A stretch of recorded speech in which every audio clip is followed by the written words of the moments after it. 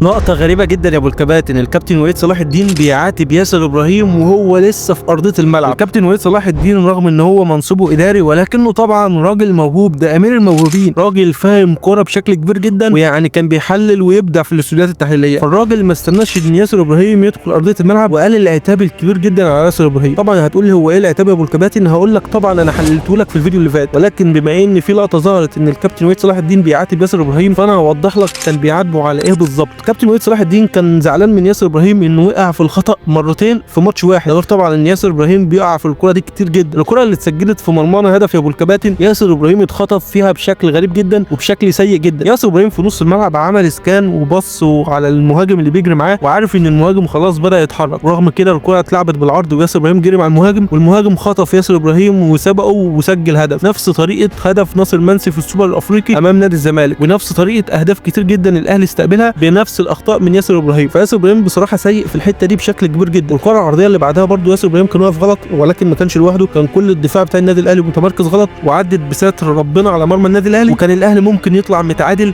بشكل يعني سهل جدا. فانا بصراحه احيي الكابتن وليد صلاح الدين اللي قاعد مركز بشكل كبير جدا وقلبه على الفرقه، وقدم النصيحه لياسر ابراهيم وعتاب بسيط عليه بعيد خالص عن التدخل في الامور الفنيه، مجرد نصيحه لياسر ابراهيم ومجرد ملاحظه وعتاب من واحد كل الاهلاويه وكل اللعيبه واثقين فيه، لانه ببساطه وليد صلاح الدين مش اي شخص تاني ومش اي لاعب تاني.